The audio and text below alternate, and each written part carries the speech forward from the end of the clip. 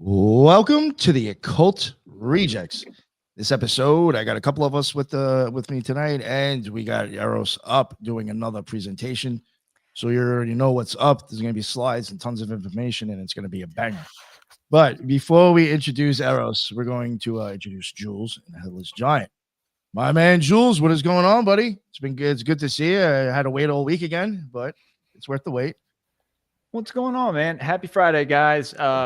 Hope everybody had a good Thanksgiving, ate a lot of food, and ready to get back into it. Go subscribe to my Patreon.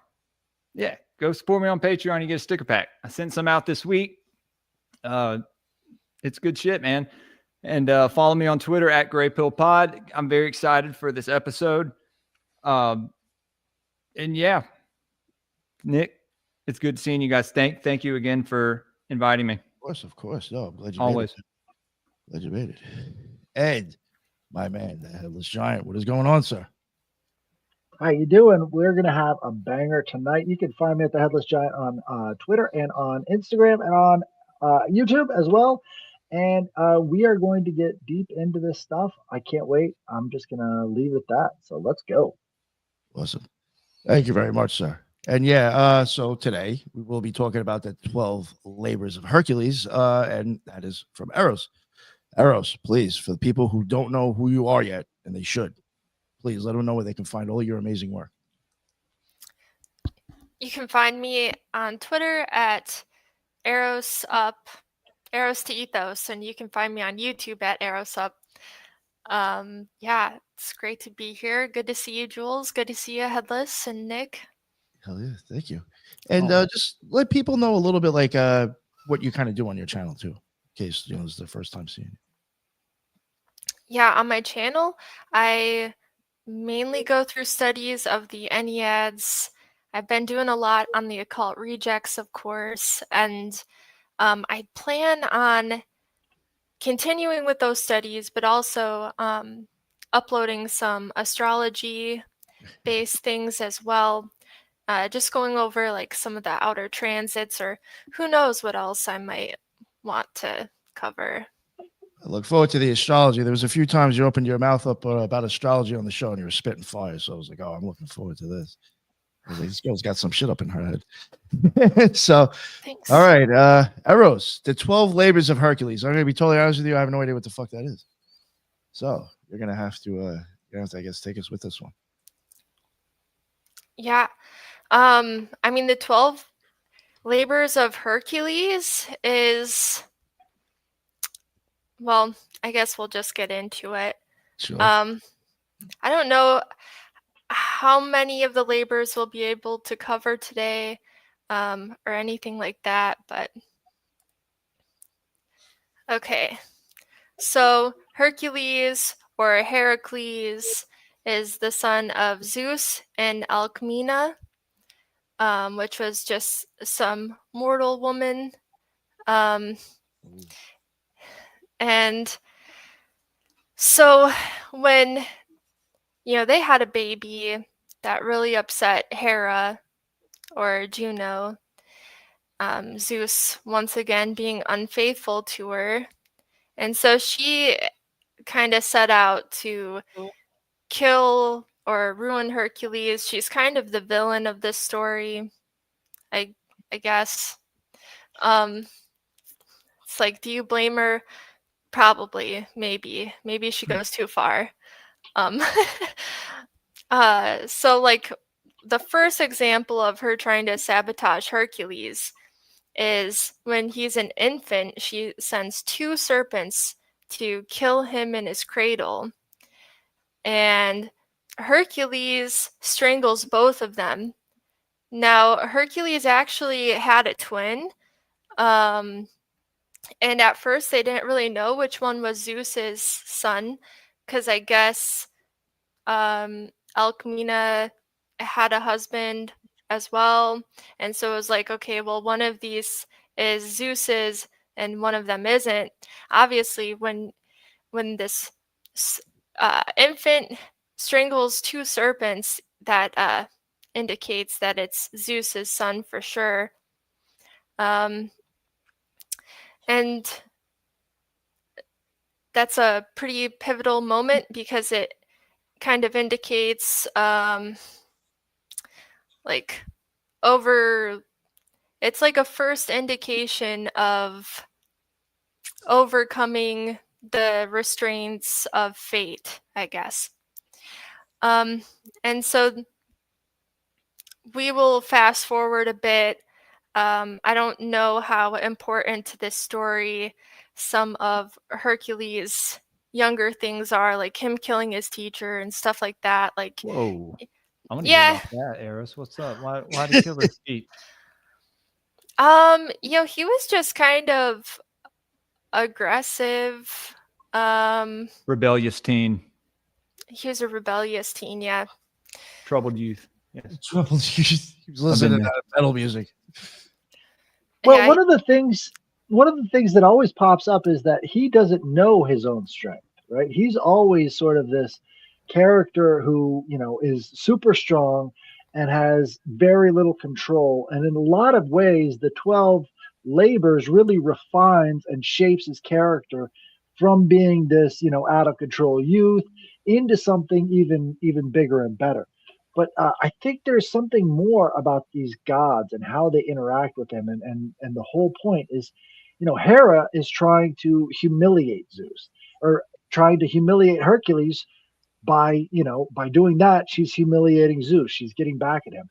And the 12 labors were meant to humiliate Hercules. And so he's willingly putting himself into these humiliating situations to bring honor back to his name and back to his family and back to all of that stuff. So it's like the anti-embarrassment. This is like, it damn the torpedoes. It doesn't matter what's happening. You go full-fledged right into the fray. And there's something really admirable about that all the classic world really looked up to. Thank you, sir. Yeah, that's definitely true. Like, part of it is overcoming the bestial humanity. So anyway, oh, sorry. No, Sorry, go ahead. Nick. Just interrupting. Oh, I was just gonna move on to his marriage. He gets into a happy marriage with Megara, which is the princess of Thebes. They have several children together. But one day when Hercules gets home, I believe he was out slaying monsters, and he gets home and he sees monsters in his home. And he kills all of the monsters that he sees in his home. But once they're all slayed, he realizes that, the monsters were actually his wife and his kids. Jesus. Yeah. Hera had inflicted temporary madness on him.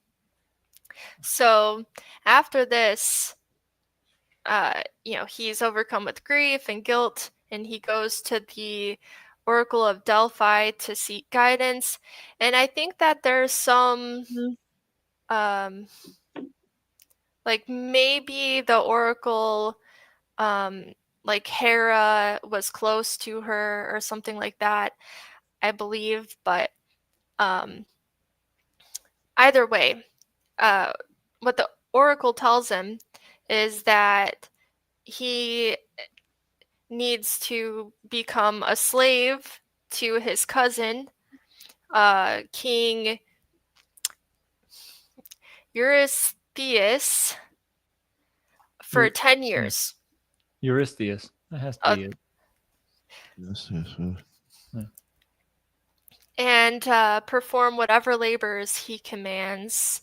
And, he doesn't love the idea because he thinks that he's inferior, whatever, but he agrees to it. Also really important to note that this was the king of Mycenae, right? So this is the group that, took their boats over to Troy and smashed that place. Before this, actually, this was the 12 labors of Hercules were, centuries before that. But this was, basically you have the same kind of relationship between Hercules and this king as you do with Achilles and the king of Mycenae back then as well. So it's like you've got this divine being commanded by the impotent and totally powerless in terms of this. And so it's almost like you have to humble yourself. He's kind of like this Maverick character. Everybody knows Maverick, the movie from Top Gun. He's like so much better a pilot than all the people who are commanding him. And he's like, God damn it, Maverick, you got to do what I tell you or whatever. That's sort of the relationship you have with this character. It's sort of like that constant theme all throughout history. Sorry. Top Gun. Good movie. Yeah. I guess to give more context of why I even wanted to cover this, I was reading Alice Bailey's writing titled The 12 Labors of Hercules. Do you know Alice Bailey? Yeah. Theosophy. Yeah, part of that Theosophy Society, the 7 Rays, Ascended Masters The stuff. Luthean Trust. Flynn. But regardless, led me down some rabbit holes. Is making some connections. The story starts with the first labor being the Nemean lion in the east, kind of representing the solar gate, and the fixed cross, because in astrology, the east is where we get our ascendant. So at the exact time that we're born, whatever sign is on the horizon directly to the east is our ascendant, and then that'll set up our zodiac axis. So for him, or what he represents, is the fixed cross. So Leo, Aquarius, Scorpio, and Taurus. And when he strangles the serpents, this is, I think I mentioned it before, symbolic of victory over duality, fate, preordained limitations, and also associated with the North and the South nodes, which is another astrological reference. And there are other nodal indicators, like, he kills a bunch of Typhon's kids. All of the monsters pretty much are Typhon's kids. And he's the serpent of the eclipse. And then he starts his journey on the 18th year. So when he's 18, he kills his wife and family, and then he goes through a grieving period. And goes to see the Oracle of Delphi, and he starts this entire journey. And somewhere between our 18th and 19th birthday, we have our nodal return, and then he is a slave to the king for 10 years, which would indicate a reverse nodal return, or a nodal reverse. Well, if I could add something real quick. Yeah. Let me see. Let me put this down for a second. So the Hittite lion is a really kind of interesting thing, because this is in the east from where Greece is. And the Hittite lion gate would be, sort of like this kingdom of the east compared to the rest of it. And so you've got this Hittite lion sort of showing up both in the story of Hercules and in the story of Samson as well. Samson is supposed to, strangle this lion in the wilderness, and it's all in the area of the Hittites. And there was actually a lion that was native to the region that went extinct. So all of these lions you see all over the Middle East, they're like, well, where were the lions? Well, they went extinct way back in like the 1600s. And that was like the last time they were ever seen. But these lions were ubiquitous. So when they're talking about shepherds and they're talking about all that stuff, they had to fight off these beasts. And so this Nemean lion wasn't just sort of like a symbol. it was a thing that they had to contest with a lot, and they were a very potent symbol of royalty because everybody knew what that meant. So yeah, I was going to say, speaking of the lion, somebody brought up that Gilgamesh and Hercules share a lot of the same characteristics. Yeah, you see Gilgamesh carrying a lion, and also Samson. And then somebody else had said the 12 labors, sufferings, death, and resurrection are related to initiation. Heracles was the model for an initiate. I was going to say something along the lines of, the 12 steps to the hero's journey of the initiate, because not only were these like other heroes that you hear about in antiquity and in the Middle Ages, like the knights and stuff, not only were they warriors, but they were also in these initiatory schools as well. A lot of people don't know that. Thank you, Jules. Yeah, absolutely. Very initiatory. So I have a couple of quotes that I really like. So this is from Porphyry. He said, Nice. In as much as the sun wards off the evils of the earth, they called him Heracles in passing from east to west, and they invented fables of his performing 12 labors as the symbol of the division of the signs of the zodiac in heaven. And they arrayed him with a club and a lion's skin, the one as an indication of his uneven motion, and the other representative of his strength, and Leo in the sign of the zodiac. And then this is from Valpy, and I'm not really sure who that is. It's a Hellenistic astrologer, an ancient Hellenistic astrologer, but I wasn't able to find any text by them. I wish I could. So if anybody does know who this is or has any text by them, I would be interested in reading those. This constellation is said to represent the Roman Hercules, Greek Herakles, who was the greatest of the Greek heroes and famous for his 12 labors.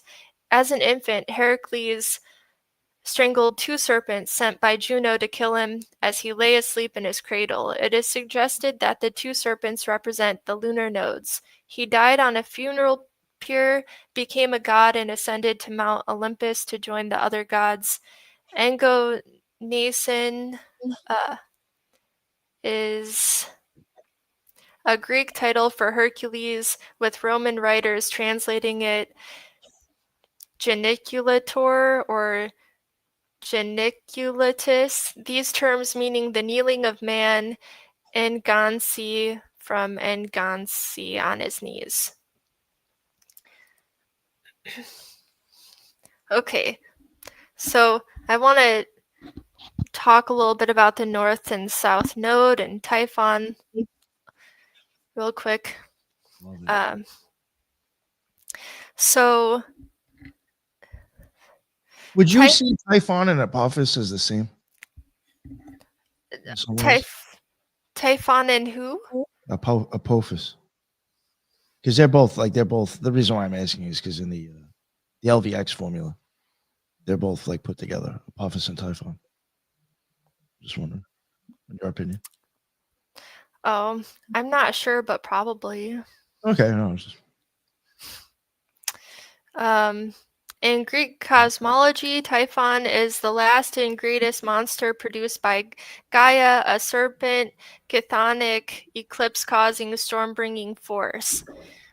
Which, by the way, there have been so many volcano eruptions and seismic activity lately.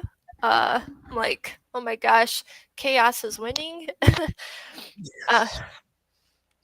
He is a symbol of total cosmic disorder, the opposite of Olympian order. In some traditions, almost all monstrous creatures derive from Typhon and Echidna. Echidna. Oh, thank you. Oh, yeah. In Hellenistic symbolism, he's the dragon that eats the sun and moon at eclipses. His head represents the north node and tail represents the south node. He's associated with duality and differentiation. He's also associated with Set, Tiamat, and Rahu/Ketu. And I guess some keywords that I would use around him is unformed, chaos, turbulence, noise, dissolution, anti-intelligence, or psychic fragmentation. Hey, Nick, you mentioned Apophis. Is that the same as Apep? I don't know.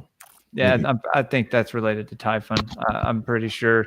I knew that Set, Apep, that it's basically the same as Set, but well, Apep and Set actually they did fight. So Set slays Apep, Horus slays Apep, Osiris slays Apep. They all have these different stories where they're slaying the chaos in favor of their orders, right? So you can kind of see these as different ages or different energy levels. So at some levels, they all have a shot at destroying Apep. They actually put this in the recent movies about Shazam, right? The Shazam movies talk about this sort of Apep character that's always about to destroy the world, that has to be backed off by these, elder gods that have the ability to bring chaos under their heel.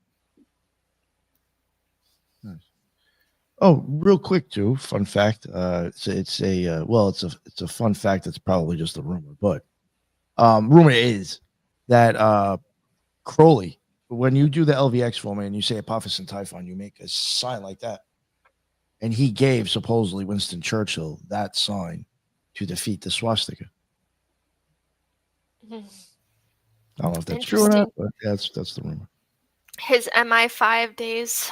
Yeah. Oh, Headless. We were talking about that the other night. The whole I've always thought he was intelligence for both countries. And the what was it? What's it called? The fig. The fig. The fig. Right. Female version of this. Oh. Oh, sorry, Eros. Did you guys know about, I don't know, have you guys looked into any of that World War II magic? Or Oh yeah. Yeah. I know that Himmler had a castle, right? Because Aquino got one of his daggers. He talks about it when he's being interviewed, and he's given a tour of his, I guess, his temple. And what didn't Hess? Didn't him and Crowley do some duel in the sky or something, coming down on a parachute? He was supposed to do the duel, and he was baited into it. It was the worst baiting of all time. And this guy parachutes into England to have this wizard duel dressed in all these Crowley sigils, right? And then he gets immediately arrested and thrown into a dungeon until they kill him. It's come on, what was that supposed to do? But they don't kill him. They keep him alive for so long. He tries to kill himself so many times. Yeah. Poor guy. And kind of what he talks about I don't know. He definitely talks about his experiences with that psychological magical warfare. And there's no distinct proof about it, but they did want Crowley to interrogate him, and they took him to some off-grid place. They didn't document anything that happened. Crowley said he would love to interrogate him, but I guess nobody. You're talking about Hess? Yeah. Yep. Yeah. Okay. Yeah, because Crowley, he was already embedded in the MI5 by that point. So yes. Yep. Yeah, he just lured him into a trap, basically. He's like, "Yeah, come fight me." Oops, psych. Yeah. Well, this was a thing that this was going on in World War I as well. So Crowley was supposed to be a double agent in World War I. He was supposed to be turning against the British. So he comes over to America to tell the Germans in America that if they blow up the Lusitania, that the Americans will shrink away from war like scared children. How'd that work out? So they were really pissed off about that because, he had lured them into a trap to get America into World War I. And then World War II, they had a beef to settle with him. And in the process, they actually just got drawn into another trap that Crowley laid for them. So, I mean, you got to control your nervous system, people, because you will get lured into a trap by people who are just trolls. You've got to let it go. Yeah, and then you'll end up throwing yourself down the stairs and stabbing yourself in the neck with a fork for 60 years until they finally let you die. Unreal. Maria Yeah. Orsic. Anyway, I thought what some other people had said about Typhon was pretty interesting. You know, hundreds of serpent coils, wings, fire-breathing heads, speaking in contradictory voices, human, animal, male, and female tones, a walking clash of opposites. Polonius, he's kind of credited with like the order of the list of labors. There were earlier ones, but none of them survived, so this is the best that we got. But read that real closely. Apollonius of Rhodes, it says Typhon has 100 snakeheads that speak in discordant voices, simultaneously bellowing like bulls, hissing like snakes, roaring like lions, and whispering like humans. The only thing it's missing is the eagle, and then it becomes the tetramorph. Yeah, I was just thinking that. Nice. That was a good, nice, dude. Yep. The archetype of... I was like, I know where he's going with that. True, though. Archetype of unresolved cacophonous duality. Plutarch said Typhon is the duplicating, dividing, dissociative principle in the universe. He's the counterpart to Osiris, where Osiris is one, Typhon is many, splitting and tearing apart. Plutarch repeatedly uses the Greek word duality when describing Typhon's nature. Typhon represents the dyadic principle of indefinite multiplicity that opposes the monad. In the Platonic theology, he is called the cause of division and separation in the cosmos, the force that pulls the one into the many. And that was Proclus. And then I guess the Orphics, according to the Orphics, Typhon is sometimes called double-natured and is linked to the cosmic egg being split in two at the beginning of creation, a primordial act of duality.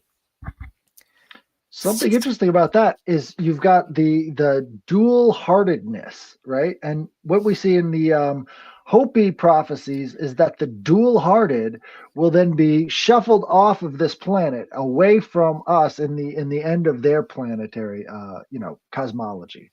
So there's this duality that exists within people that causes the dissociation, right? That's what he was saying as well, is this dissociative personality. So it's the people who can disassociate their actions from themselves that really start to become a problem as this sort of Typhonian force. I mean, makes sense. So the north node and south node are the 2 points at which the orbit of the moon intersects the ecliptic. It's kind of interesting. There's a 5-degree separation between the moon's orbital path and the sun's orbital path, though I guess, the moon's orbital path, I believe, is kind of complicated. Like, can talk about that more in a minute, but 18-year cycle, just like the first part of Hercules' journey. Yep. Does that say that anywhere here? No, but it is.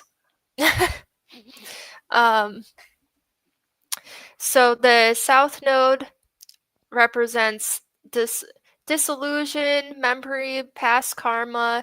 It drains energy. It collapses identity. The north node is desire, future karma, appetite, pulls energy outward, inflates identity. It's like a magnetic pull. So like like people use it a lot in astrology.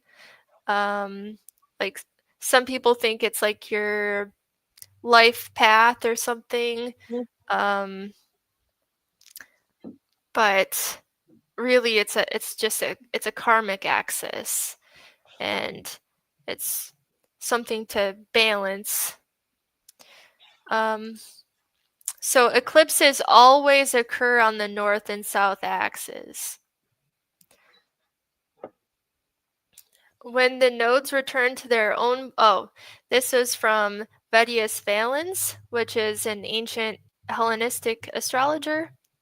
And this is him explaining the nodal return and the node reversal. When the nodes return to their own places, the nodal return, they bring laborious crises, bodily sufferings, and great expenses. But when the node is in opposition, the nodal reversal, the native enjoys relief, inheritance, or unexpected good fortune. So when Hercules is starting out this journey, right, he's in his nodal return.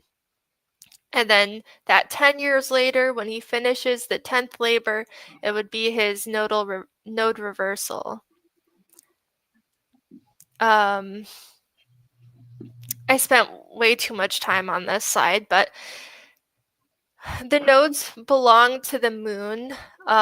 So it's like there is like a link to memory there, right? That's why there's that past life karma. The subconscious, which tends to bring out like a lot of those like fears and I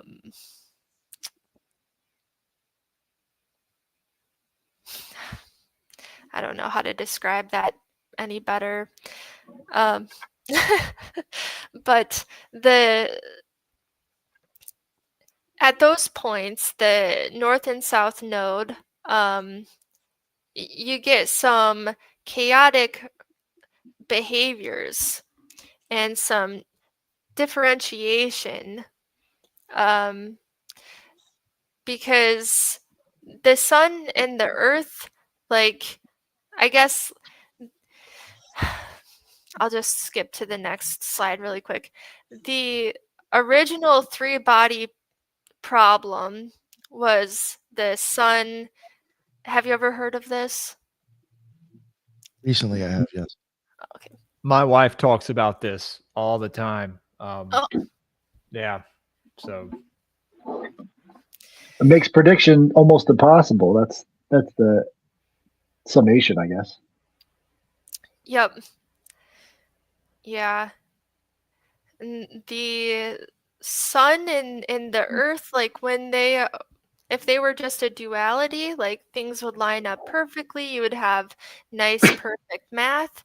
But since the moon comes in and there's these gravitational pulls, I would say that they can't determine the path of the moon, but they have found a way to model it really accurately. So, but regardless, this was the original three-body problem, and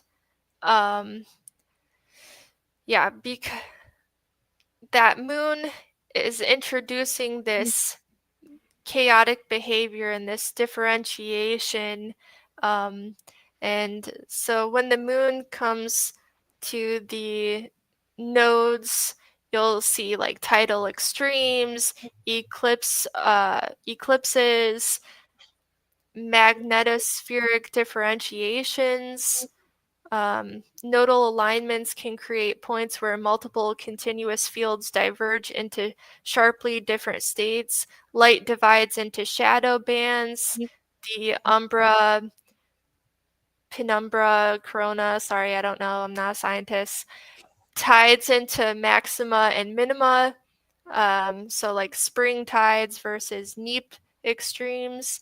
And it's also where like all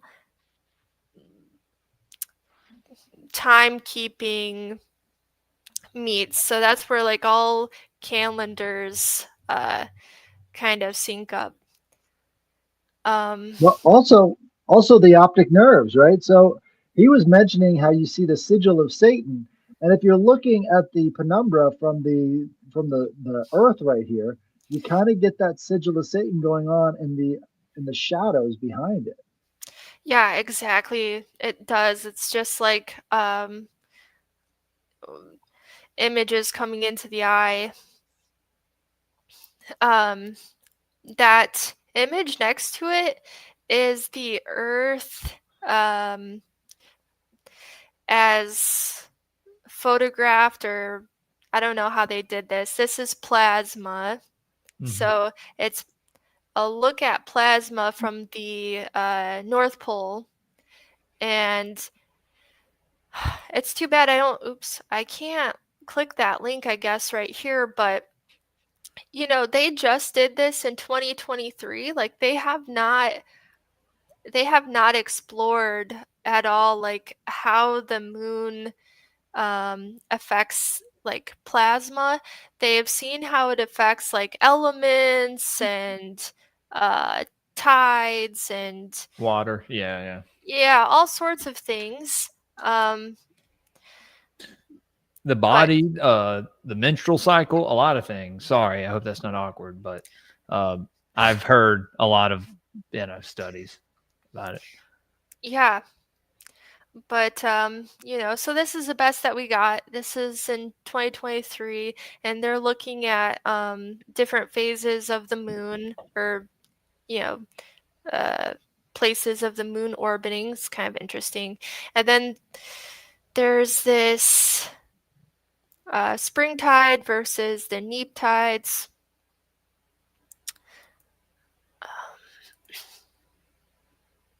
All right.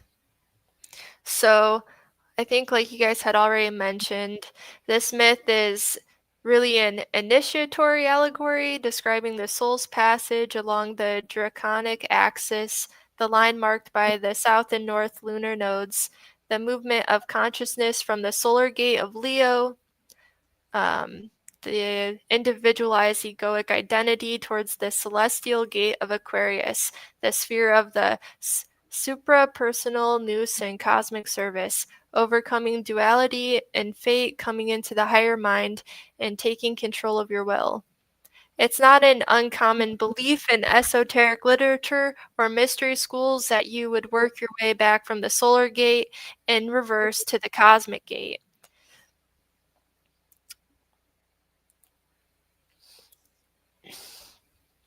And here's a few quotes from Alice Bailey and the 12 Labors of Hercules.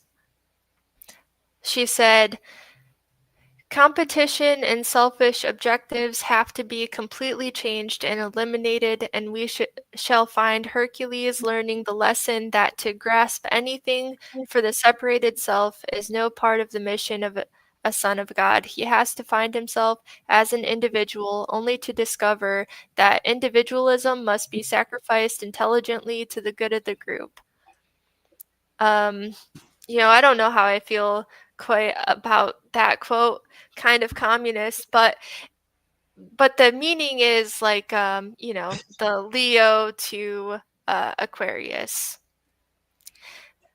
Discipleship could be defined as the final stage of the path of evolution, and as that period in a man's experience in which he is definitely self-conscious. It is the stage in which he knowingly pledges himself to impose the will of the soul, the higher self, which is essentially the will of God, upon the lower nature. Upon this path, he submits himself to a forcing process so that the flower of the soul can unfold more quickly. It is a process of refining, of sublimation, and of transmutation carried steadily forward until at length the mount of transfiguration and of illumination is attained. Yep. facing the dweller on the threshold. We shall And we're trace. just on the first Oh, sorry. one. I know. Oh,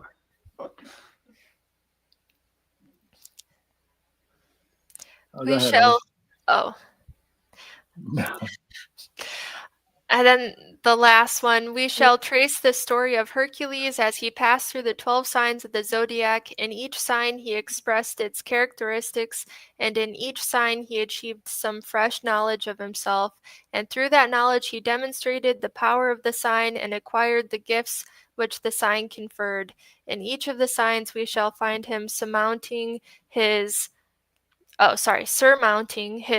natural tendencies, controlling and governing his destiny, and demonstrating the fact that the stars incline but do not control. Hercules astrologically enacted the life history of every aspirant and demonstrated the part which the unit must play in the internal enterprise. Right. I like that view of Hercules better than the communist one for sure. Okay. Well, yeah, I mean, um,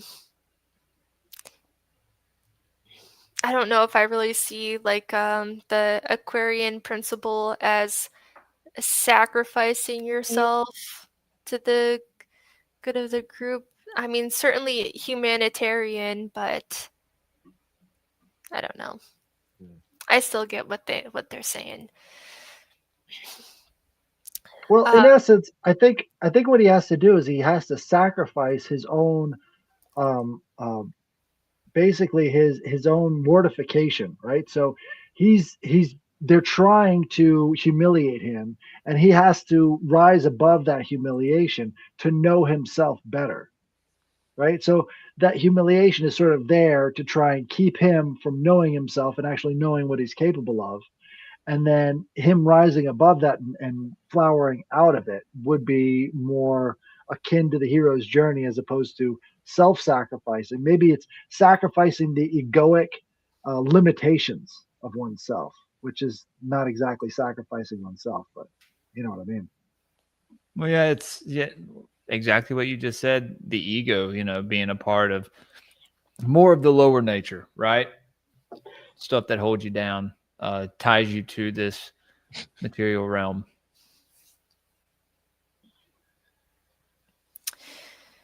Yeah.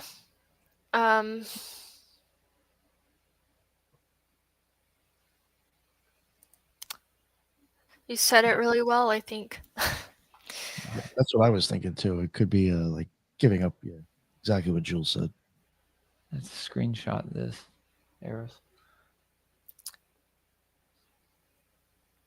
This?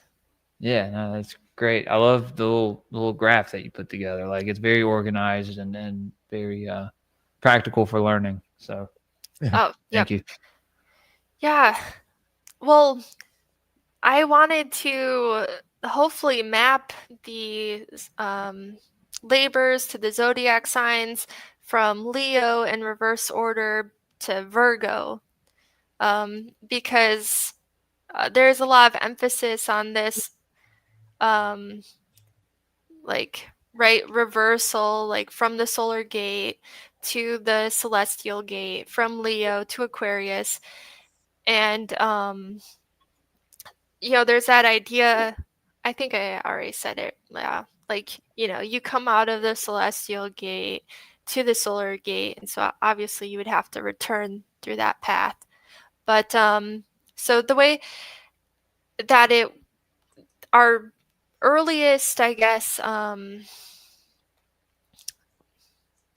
record of the order of the labors is from Apollodorus, and so he ordered it as the Nemean lion, the Lernaean hydra, the Ceryneian hind, the Erymanthian boar, cleaning the Augean Aegean stables, yep. slaying the Stymphalian birds, capturing the Cretan bull, stealing the mares of Diomedes,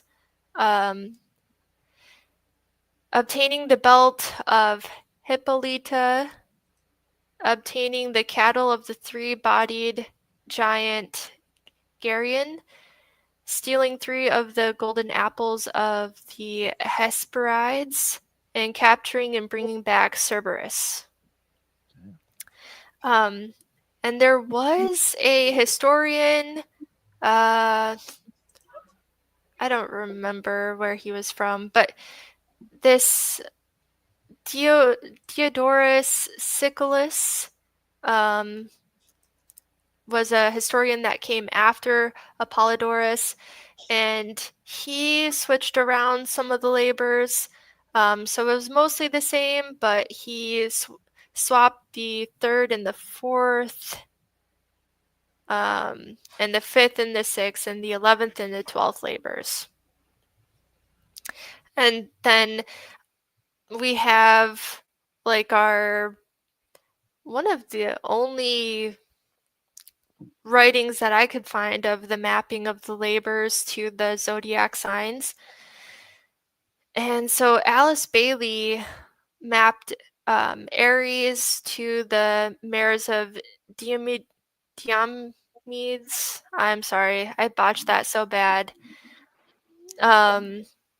Taurus to the Cretan bull, Gemini to the gathering of the golden apples, Cancer to the Cyrenian hind, Leo to the Nemean lion, Virgo to the girdle of Hippolyta, Libra to the Erymanthian boar, Scorpio to the Lernaean hydra, Sagittarius to the Stymphalian birds, Capricorn to the capture of Cerberus, Aquarius to the cleansing of the Augean stables, and Pisces to the capturing of the red cattle of Geryon.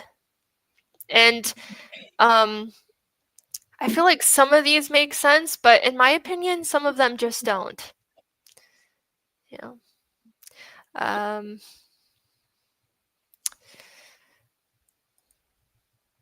And so, yeah, with that in mind of like Leo to Virgo, I went and I researched a bunch of different systems that people use. And I found this. This is from a Rosicrucian text. Nice.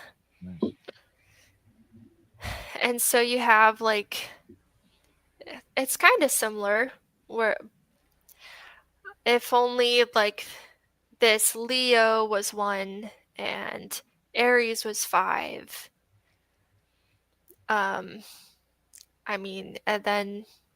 It's not that similar at all, but what it does have in common is that Virgo is considered like the end point.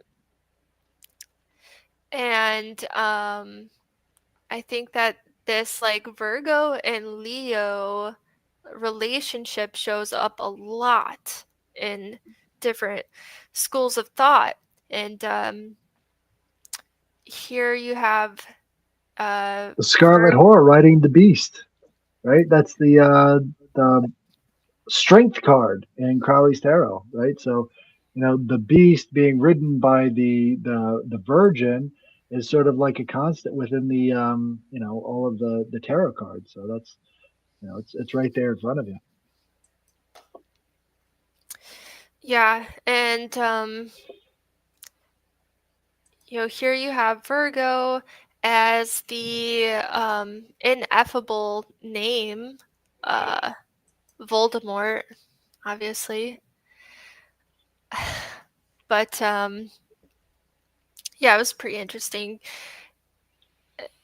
Could almost fit.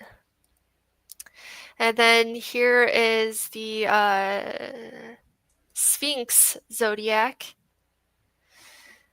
So you got Virgo, Leo, Cancer, Gemini, Taurus, Aries, Libra, it is doing the reverse order. But 1, 2, 3, 4, 5, 6, 7, 8, 9, 10, 11, 12.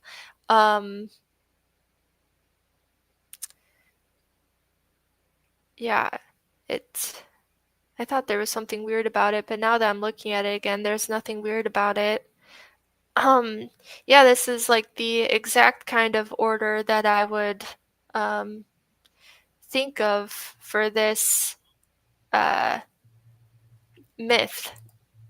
Well, there are other clues, right? So in other myths, he goes to Atlas, and he has to use Atlas as this, another strongman character, and he tricks Atlas into doing some labor for him.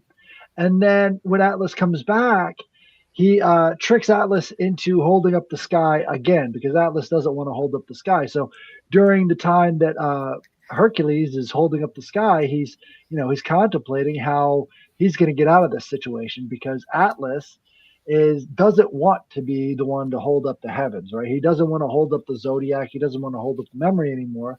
That was sort of his punishment after the Titanomachy. And then when when Atlas returns, he says, "I got to scratch my nose. Do you mind holding this real quick?" And then Atlas grabs the heavens and he's like, "Thank you." And then see you later.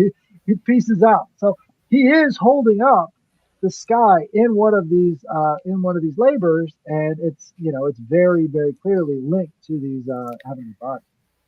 Yeah, that's the 11th, or I think it's the 11th labor where he's going to get the apples of, I forget, and so he has to go Hesperides, to apples of Hesperides. Yes, and so he goes to like the edge of the earth for this, and yeah, like you said, it's something like adjusting his cloak or something to trick Atlas into, I don't know, going to get the apples. I think the Hesperides were Atlas's daughters, and so he only knew where the apples of the Hesperides were. So he had to hold up the sky so that Atlas could retrieve the apples. And in so doing, Atlas figures, I'm off the hook. I don't have to hold up the sky anymore. What's interesting too is you've got a bone in the back of your skull right here, the one closest to the hole in your skull. It's called the Atlas bone because it's holding up the sky. It's holding up your skull. So in a lot of ways, there's a linkage between all of this stuff and memory itself. Oh, that's awesome. Yeah, I associated that with labor with with I think Sagittarius and Scorpio. But the Sagittarius at least makes sense, right? Because you're exploring out and you're finding the edge of where you can explore and holding up the sky. It's very Jupiterian, and then for that like higher knowledge. But I thought this was interesting too because there's a lot to be said about the Egyptians and this idea of the Virgo and Leo. Let's see.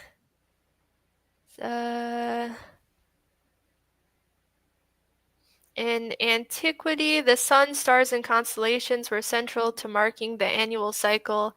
Leo, the lion, sits in the sky where the sun reaches its maximum declination during late July, August, the heart of summer in the northern hemisphere. Virgo, the Virgin, lies immediately to the east of Leo and governs the zone of the sky associated with the harvest in autumn. The Sphinx, as a hybrid human head facing east and lion's body facing west, encodes the junction between a human/virginal sign and a leonine sign. a symbolic marker for the change from the age/season of the lion to that of the virgin in the apparent precessional cycle, or more simply, the daily/annual passage from one stellar region to the next. In Egyptian iconography, they paired human and animal imagery to express cosmic roles. The Great Sphinx at Giza combines a pharaoh's head with a lion's body. Lions in Egyptian art are solar and royal symbols linked to the rising/setting sun and to kingship. The human head links the ruler's intelligence and identity to cosmic order. Some ancient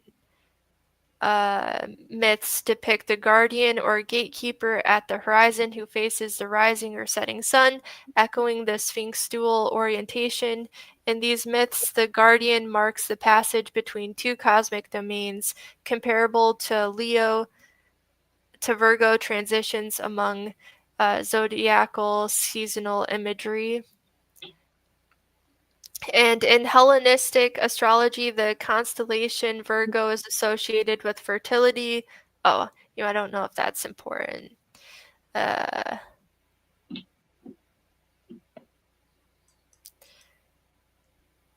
that was all I wanted to say on that one. And then, you have a bunch of different schemes of the descent into matter and the ascent back to the celestial gate. So Steiner believed that the path of descent was from Aries to Pisces, so the normal direction that you would go through the zodiac, and then you would return in a reverse order. But to be fair, Steiner had a bunch of different schemes, so I don't know. Iamblichus, believed that you would descend into matter through the gate of Cancer. So he believed in these Cancerian and Capricorn gates. So this would be from, and they were lunar. No, that's maybe that was Apollonius. But regardless, Iamblichus believed that the descent into matter would be from Leo to Capricorn, and that ascent would be from Capricorn to Cancer. And then Apollonius believed that descent would go from Aquarius to Cancer, and ascent would be from Leo to Capricorn. I paired them up like this. I think that the Nemean lion would best align with Leo, the Hydra would best align with Cancer, the Cyrenian hind with Gemini, the boar with Aries, the Augean stables with Pisces and Aquarius, the Stymphalian birds with Aquarius, Cretan bull with Taurus, mares of Diomedes with Aries and Pisces, the belt of Hippolyta with Libra, the cattle of Geryones with Capricorn, the golden apples of Hesperides with Scorpio and Sagittarius, and Cerberus with Scorpio. I don't know if we want to dig deeper. I guess we still have. If I was going to dig into that a little bit, like all of these ancient Sumerian versions of these asterisms were slightly different. So Capricorn had like a scorpion tail as well. So there was other elements that were put in, but they're similar in the symbolism, right? So they all sort of have the same symbolism that they were remixing for their own versions of these things. So in a lot of ways, the regional variations really do give you a flavor for how these different people thought about, like you were talking about, the ascent into matter, or the ascent from matter into spirit, and the descent from spirit into matter again.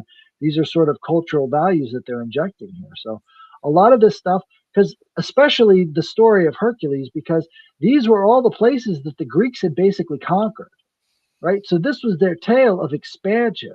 And so they would add stories about Hercules as they would go along and expand throughout the region. So they had to align and have a recursive effect with these stories and the sky and their conquest of them. This is one of the reasons why in Carthage, they looked at Hercules as this divine hero character as well, even though it was from a different culture.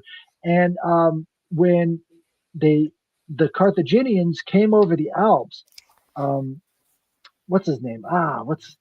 The guy who was conquering all of Italy at the time. Give me some help here. Constantine? Starts with, no, this was a Carthaginian Hannibal. There we go. Hannibal said that his labor in taking the elephants over the Alps was greater than that of Hercules himself. So he was making that comparison because that was one of the things that they revered as well. So these trials of Hercules went from all the way in North Africa over to the Greco-Buddhists in Kazakhstan, right? So they had the images of Hercules as this figure of conquest and indomitable spirit all the way across Europe and deep into Asia. Why did you mention Capricorn having a scorpion tail? I got my reasons, but no, it's in this imagery itself. But that's what the the version of the mythology coming from the Sumerians was. So Capricorn was a human body on top of a lion or horse body, and also it had the scorpion tail as well. So there was a sort of a linkage between all of these different symbols that they were sort of expressing in their culture that maybe didn't fully transfer over into other cultural expressions of it. Interesting. Yeah, Alice Bailey mapped, for example, the Cerberus labor to Capricorn. But I mean, Scorpio makes sense, right? It's Cerberus, it's Pluto's companion. Like, he goes down, he brings Cerberus up to the surface, and then they're like, oh my gosh, no, put him back. So it was one of those things, I'll bet you can't do it. And he did it, and they were like, oh, what do we do? Now he's loose. Like, this is the hound of hell for all intents and purposes. It's the most terrifying beast in the world because souls are not allowed to exit hell, and the thing that stops them from exiting hell is Cerberus. So you're bringing that up to the surface. It's it's hell on earth, basically. Yep. And that's what Scorpio does. It brings hidden things to the surface, the dark things to the surface. But I suppose we can stop there for now, just because Sure.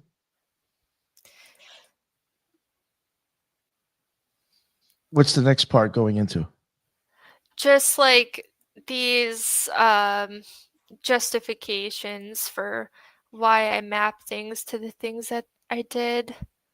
But honestly, I haven't perfected them enough.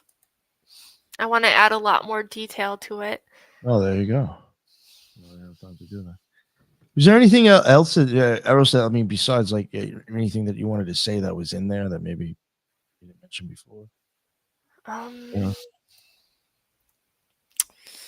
Anything maybe popped up in your head that you're like, oh, I should have put that down. Yeah, sometimes. Oh, I mean, the hero's journey, right? I definitely should have included more about the hero's journey, or just a description of that. But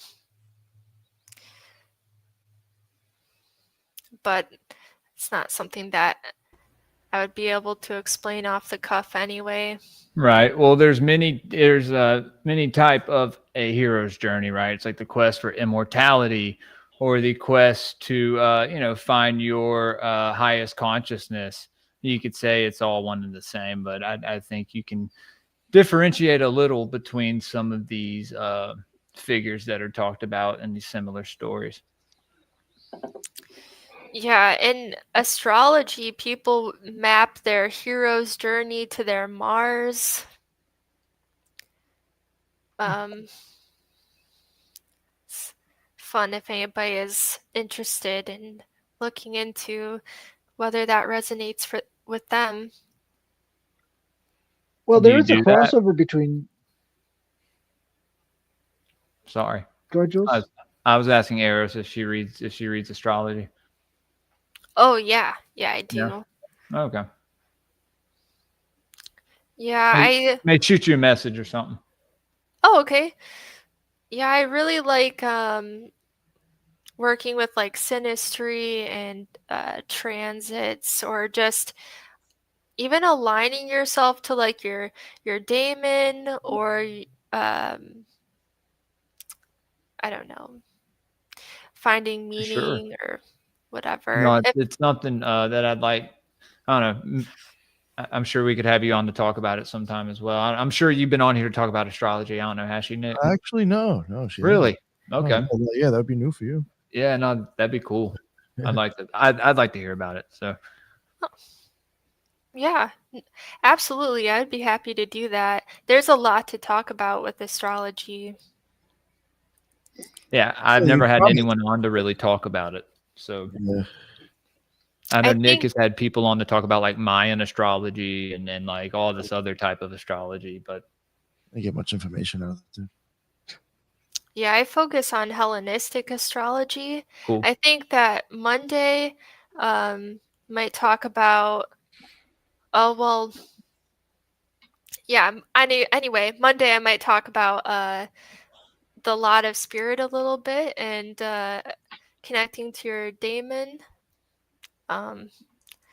Interesting stuff, but on Alchemy Mondays. Monday, yeah. Very alchemical. Alchemy Mondays. Oh, yo, we I don't think we mentioned it on the. Did we mention on the show that we're going to that event, Headless? Have we mentioned that yet? Yeah. Oh, we did. Okay. Oh, no, we haven't. No, we haven't. Go ahead and tell them. Let them know where we're going to be. Oh, God. I keep forgetting the name of it. Fuck. Okay, I'll let you look it up. I got something here that may have influenced a lot of Vedic astrology. It was called Greco-Buddhism, right? And Greco-Buddhism was practiced in a very interesting part of the world, right? So let's look at the map here. This is the Indo-Greeks, right? The Indo-Greek kingdoms right in here, all the stands and stuff like this.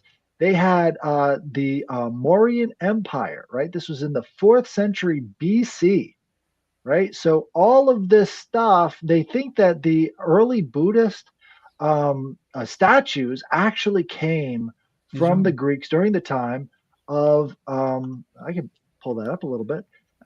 During the time picture, whatever, of Alexander the Great, right? And so let me see. There's these are the coins showing Alexander the Great conquering the region, right? Afghanistan as well. So right, so Bactra right here, Al-Khanum.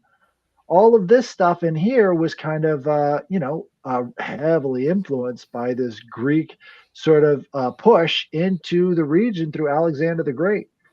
And so if we look into it, it's the Greco-Buddhism Bactrian kingdom was a successor of the Seleucid Empire. So that was the people occupying all of Syria and the Levant. So they have, a lot of information here just recently sort of being uncovered. And Greco-Buddhism seemed to be a syncretism between the two, and it was, perfectly in line with the sort of Buddhist ideal. And if you look into a lot of Aphrodite's Orphic hymns, it has a real Buddhic flavor to it. Like they're talking about desire and how desire is the root of, it's the chains that bind every beast, right? Desire is the chains that bind every beast, and that really sounds a lot like how the Buddhists saw, desire as being like the early part of, all suffering in the world. So the wheel of the law, right? And I'm not sure how much of a role it played in informing the Vedic astrology, but you have a very strong astrological culture in India, being having this other strong astrological culture right off to their north, up in Pakistan, and the rest of it. Did you want to pull up your image? Oh yeah, I'll pull it up. Yeah. I think this is the one you were talking about. Was this the one with Hercules next to him? Yep, there's Hercules right next to Buddha. Is his hand turning into a lotus, or am I just seeing? Or is that like a pine cone in his hand? Like I don't know. It's the Orion pose. Looks like It's something the Orion pose. Yeah. He's got the. Isn't the Orion constellation right next to Hercules? Yeah, that's a smaller picture right there. I don't have the bigger one. I wish I did. I think. Oh, sorry. No, you're fine. I was gonna say I think there's like also an idea that like maybe all Indo-Europeans came from like Vedic times. Yeah, I can't tell what's in his hand. I'm even looking at other pictures. That's weird. There's something in there though. Is it a flower bud? I was saying the lotus blossom. But also, we've been talking a lot lately about the crown chakra with the 33 petals on the flower and stuff. That would be the Hercules constellation, and you see that same form being, exemplified with that other Hercules right next to Buddha, right? So he's got that arm above his head in that same shape. So I think they kind of knew what that was about, and having it mesh in with Buddhism just seemed to be a natural fit. Because both Proto-Indo-European speaking societies, right, and that's where the Aryan invasion of India started, right through those mountains. So actually, kind of fits really well. Yeah, I think I read an article long while ago about I don't remember whether it was called like titled Vedic Indo-European or something like that, but they were tracing languages back, and they traced it all back to Vedic times. It's kind of interesting, or at least all Indo-European languages. Right. Well, the Indians say that all of the Aryans came from India and moved out, but there's absolutely no evidence to show that. Right? The opposite. The opposite way. Oh, so that thing we're going to Headless. Yes. That is the Quest for Ancient Civilizations, and that's Scottsdale, Arizona. That's December 5th through 7th. It's done by Worldview Z Media and Wandering Wolf. We've had him on the show before, and Debunking Dan will be there as well. He's been on the show. So yeah, we'll be there from the 5th through 7th. I mean, we don't have a booth, but somehow they gave us free tickets. So we're going. Where is it again? Scottsdale, Arizona. Oh. Yep, 5th through 7th. And you also have Mike and Dave's Multiverse will be there. Cody from, what was that? Cody. East 10 Productions. East 10 Productions. We did a great show on Delphi with him. That was a great time. It's going to be an awesome time. Yeah. Well, he's emceeing the thing.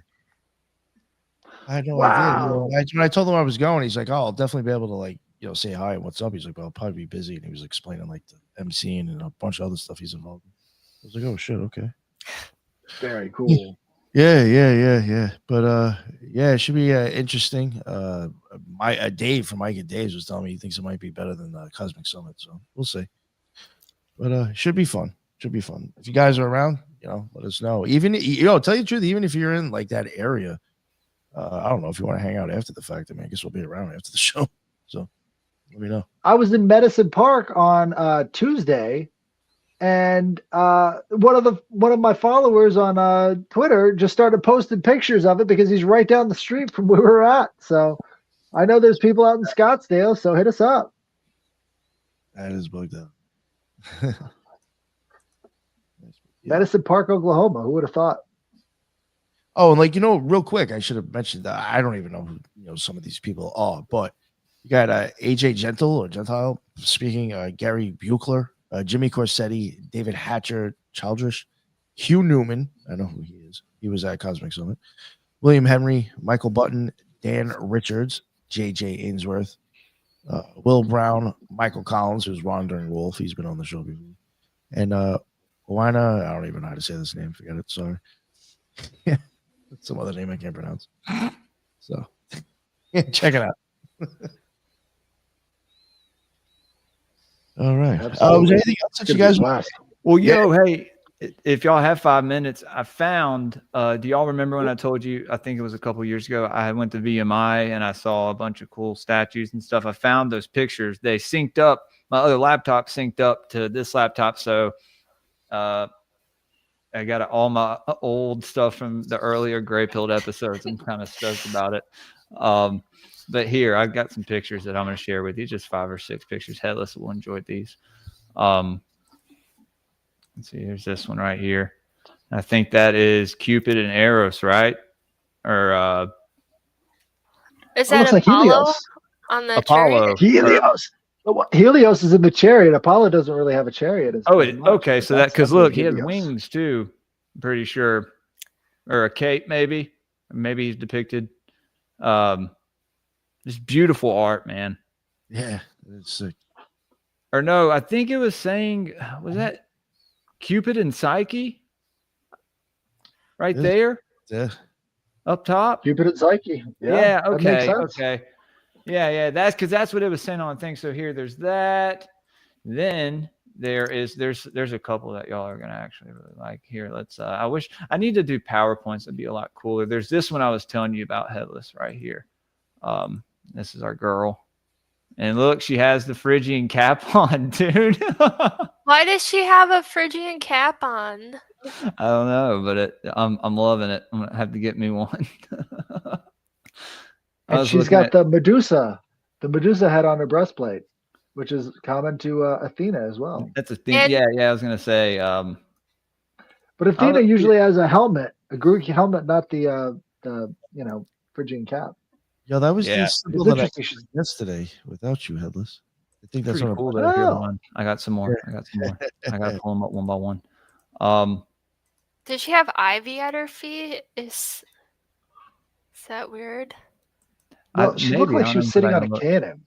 This was So in the church, in the Robert E. Lee church right here. You have basically a phoenix on top. Yeah, look at the dude. So here I have a close up. There's a dove at the bottom. It says military on it with the all-seeing eye, but I have a close up of the eye, dude. Hold on, look at this. It's kind of creepy. Not gonna lie. Sorry, I have to do this, guys. This is Where was this? This was in Virginia, in Lexington. VMI. Look at the eye. It's like looking up. I guess it's symbolic of looking up to the heavens, but it doesn't look like that. What does it look like? What does it look like to you, Eros? Say it. It looks exhausted, tired. It looks beaten down. I don't know. You're right. Yeah. I was waiting for someone else to say it. Yeah. No, absolutely. Almost the evil eye in a way. Yeah. I kind of caught that vibe. I was like, this is weird. It's kind of eerie. Here, let's look at some more pictures. Got some Well, in the Tanit steles that you have in front of the Tophets, you always have Baal Hamon above Tanit in the form of that all-seeing eye, sort of shining down on top of her as well. So that's Baal Hamon, as well as being, the idea of Amon Re as well. Oh, Baal Hamon. This was right outside right there. That's Minerva, I think, right? Because you have the owl up in the corner. I was like, oh, cool, Moloch. Oh, obviously knowing what I know now. Minerva gives Hercules a cloak. Look at the face and the arm right there. Isn't that cool? Is that the same as the Medusa head? That looks like it. Yeah, that's part of the armor that she's wearing. It seems like some sort of plate armor. What is it? Is she grabbing the moon? Oh, it's a moon. It's a crescent moon. Okay. Right, and it looks like she's got. This is just on the campus, so she's got that nipple. I wouldn't be surprised. Yeah, it's that left nipple again, just like the Virginia flag. The Virginia flag has. Look at all the serpents going down her sleeve. It has the. What city is that, Headless? What, BMI? Is that? Is that depicting the college? That's the engineering symbol for the army. The engineering symbol is that castle with the two parapets, and then the gate that opens and closes in front of it. That's the engineering core of the army. I was in it, so that's what we had on our berets. But that boob out is the same type of thing that you see on the Virginia flag, right? So the goddess that you see standing on top of the man with her spear in her hand also has the boob out exactly like that, but she doesn't have the Athena style armor over top of there. But it's interesting how they're remixing it. Well, here I have just a couple more before we get out of here. This one right here was interesting. I don't know if you knew it, if this represented anything. There's a little Templar cross right there in the middle of that castle. If you zoom in a little bit. Oh yeah. Yep. Templar cross. And then you go down and it's I don't know what shield that is or what kind of writing that is either. That's Greek. That's Greek. Okay, figured. So the whole campus is just Greek. Yeah. All right. Cool, man. We gotta learn to read Greek. Yeah, I know. It can't happen overnight.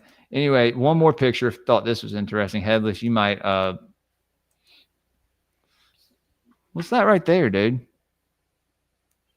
Hold on. Let me pull this up. What's that right there? What's that ring? Looks like a star David, boy. 6-point star on there. I don't know about all that. Yeah, they had that. There's the bigger picture. It says mitzvah on the top and this big gold plate. I think it was something to Israel. I don't know. It was right around writing.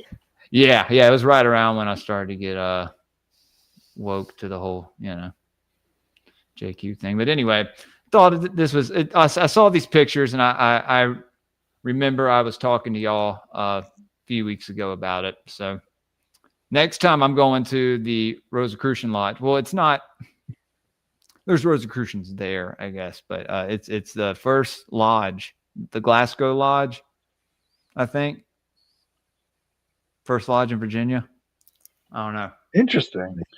Yeah, we have our friends, the Virginians for Conspiracy Lovers. They actually did. Right. Yeah. He did like several different training sessions for the Masons in Virginia because they didn't know anything about their early history and their link to the Knights Templar or any of that stuff. So conspiracy theorists are actually training Freemasons now because the Freemasons have lost all of their own internal history, which is just ridiculous. Like, what are we doing? That's why I'm adverse to the Phrygian cap. What is that? Well, because I see the French Revolution as orchestrated by the Masons. The Orient Lodge, right? So the Orient Lodge is sort of like a faction within the Masons that carried out the French Revolution, which was not exactly in line with what the other Masons, the Scottish Freemasons and the other brands were. So, the Scottish Freemasons were not not about that stuff. They were Scottish Freemasons are the ones that gave us the American Revolution, and the Oriental Lodge is what gave us the French Revolution. Yeah, and they admitted to it. Like multiple of the Masons admitted to orchestrating the French Revolution and like hiring people to like cause chaos and to like do fires and all sorts of things. Like purposefully causing food shortages and economic problems and stuff like that. And so like they admitted it. And they said that it was basically like you have to cause a bunch of chaos to kind of topple a foundation, and so there's so much chaos and disorder that people will accept whatever kind of stability you present to them. Yep. It's like they would never accept the changes that you want to make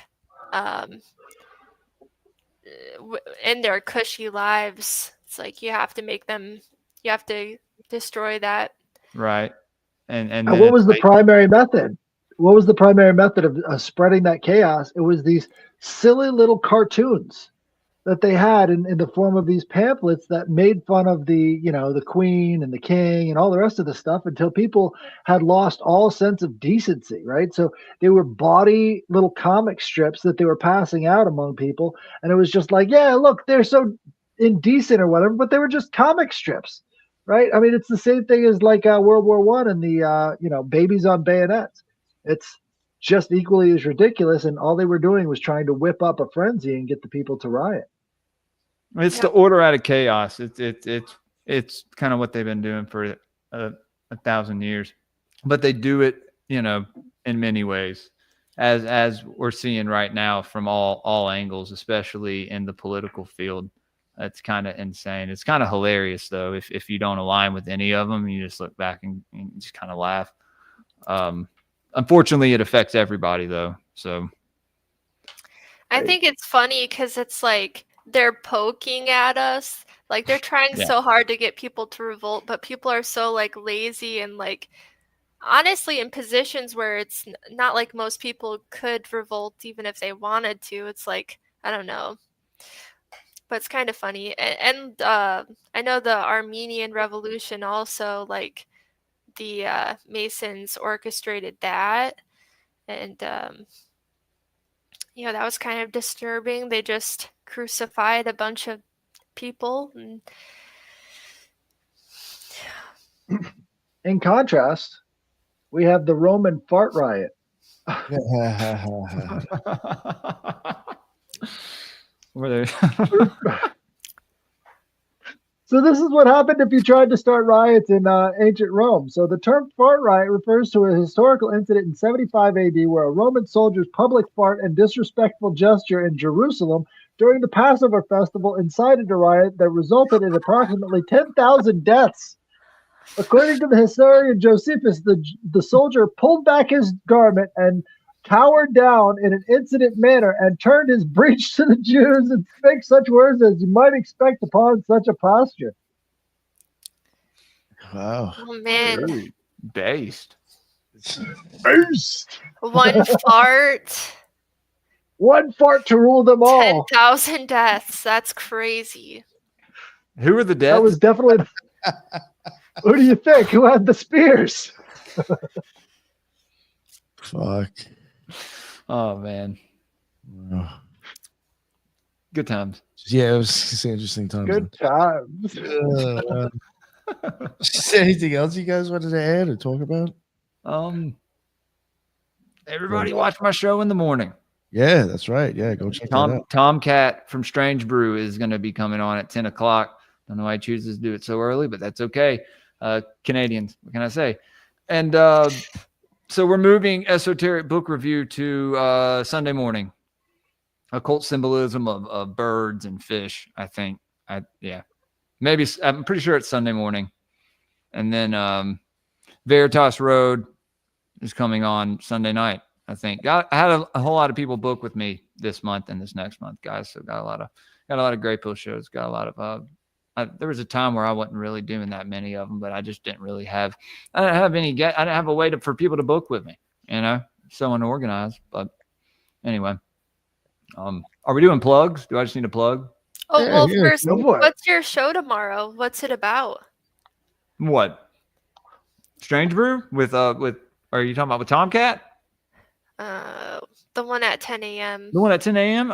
It's just it's his first time. We've done a lot of swap casts together on different things. We did a couple on the protocols of the Elders of Zion and stuff on like the Anunnaki and stuff. And he's just gonna come on and we're just gonna hang out. He's just a friend of mine. But we'll probably get into talking about Canadian nationalism and what's happening in his country. And he's gonna talk about this shadow experience that he had when he was, I think, on mushrooms one time. So that's going to be cool.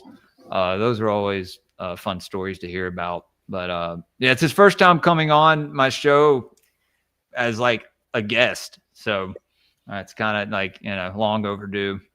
But yeah, I don't know, Eros. Sometimes I just bring people on. I don't really have subjects, and they turn out to be bangers. So I don't know. Sometimes people come on and I'll have a set subject where we talk about stuff, but sometimes it's just like a shoot the shit interview and we end up talking about 20 different things. And no. But yeah, anyway, guys, follow me on Twitter at greypilledpod, Instagram, greypilled_podcast, Rumble, YouTube, Spotify, Apple Podcasts, and Patreon. Doing a lot of stuff over there. I just sent out sticker packs this week. Y'all may have gotten an Occult Reject sticker in that pack as well. So yeah, man. I'll send you more.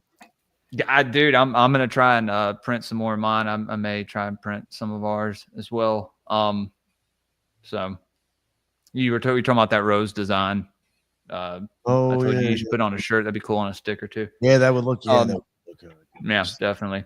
But yeah, guys, patreon.com/greypilledpodcast. Best way to support the show. If you're on Rumble, I do locals as well. All the ways to support the show are in the links in the description. And yeah, try to tune into the shows this weekend. And yeah, I hope everybody had a good turkey day and ate a lot and spent time with their families. Very nice. Yeah. Absolutely.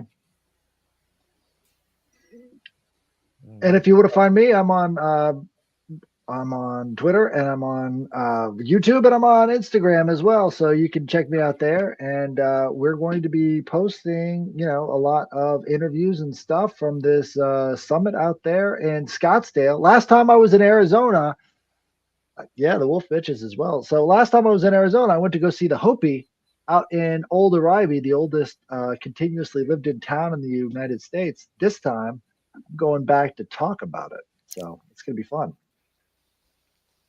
Nice. Thank you, sir. And yeah, if you want to find me, you can find me on YouTube at ErosUp, or I've done some other things on the Occult Rejects. And you can find me on Twitter at ErosTethos. You'll be seeing her a lot more. Hopefully, she'll be coming on with us a lot more. Yeah. Hanging out with the big boys. Astrology time! Astrology time! Boys want to learn about astrology. Definitely. Let's set that up. And my wife would probably want to come on for that. She's going to start coming on for some of these shows as well, guys. Babylon Podcast. Go subscribe to her. I may stream a movie tonight because my family is at my mother-in-law's. I don't know. Y'all get at me if y'all want me to. We'll make it happen. Oh yeah, that one movie, the Lost Highway? Eraserhead. Oh, I thought The Lost Highway. Lost Highway. Yeah, we were talking about that or Blue Velvet. Blue Velvet's a little more slow, so I don't know. Maybe I should put a poll out there. I don't know. Sorry, Nick. I don't mean to interrupt. Yeah, you're good. You're good. Real quick, I do want to mention to the shows that we actually I do have tomorrow. It's horrible. I actually forgot about it. We have Big T Mims. I don't even know how to say his name. He's kind of like an Instagram. He's one of those Instagram accounts that guy kind of like popular, and he's in New York, and he worse accent than mine. I mean, you could definitely tell this guy's probably from fucking Brooklyn, and he goes around and he films like he's got a good case, and it is like, you know, out of all the times I've looked at it, it was like, oh wow, that's some weird occult architecture. I've never really looked at like the size of the shit, and he kind of starts like showing this stuff and the dates and maybe even the stories about how it was built, and he's like, can you please tell me how this makes fucking sense? This is even here. Like, even when he shows like one of the bridges, I never knew the story. Like, the guy died like halfway through the fucking construction, and somehow his wife, over listening to the fucking dude, was able to finish the bridge by hearing how it was built. Hey, that's fine. I mean, come on. I mean, the lady literally finished the bridge overhearing her husband talk to somebody about it. I don't buy that. I don't buy that. I'm sorry. You know, and it's just like, you know, these weird, you know, like I think I forgot. Wasn't the Empire State Building supposedly built in 2 years too? If you start looking at the dates, it's like, oh, what the fuck? How was that possible? Just very weird. So he has like a lot of like weird, like religious, even like showing cops stations that are like look like fucking castles in the city, you know, and stuff in like DC and Philly as well. Really interesting guy, funny as fuck. It should be fun. I think we got him coming on tomorrow at 8:00. And then this I'm really excited about. It's a pretty, I mean, I'll be totally honest with you. There's people in the occult community there who's even asking me, how the fuck did you get this guy on the show? We got Ike Baker coming on Sunday, and he is like, he's in the Hermetic Order of the Golden Dawn. He's also in the Martinists. He was also involved with, and I think he still might be in the Blue Lodge and the York Rite Freemasonry. This guy's been around for like 20 years. He's got his own show. I'm gonna try to be here for that, Nick. Yeah. So this guy is well known, and real crazy is that he grew up in Suffolk County, and he moved to North Carolina like me. So pretty fucking bizarre. we were talking, and he was like, "Yeah, I just moved here from New York as well." I was like, "From where?" He was like, "Suffolk County." I was like, "Get the fuck out of here, dude. That is the fuck. That's where I grew up." So it was really weird. So it should be really cool. So yeah, definitely looking forward to both those guests this weekend. So if people can check those out, definitely check it out. Definitely check out Eros' channel, Jules. Check out Headless's. Definitely check out Jules's book shit too. That shit's fun. So check it out. So you're switching that to Sundays, you said? It's Sunday this week because Tom booked tomorrow morning. They're usually Saturday morning, guys. Esoteric book review. This week we are doing Hall's treatise on occult symbolism of animals. Boom. So this was one of the first books I got into on Greypilled a couple years ago. I understand it a lot better now.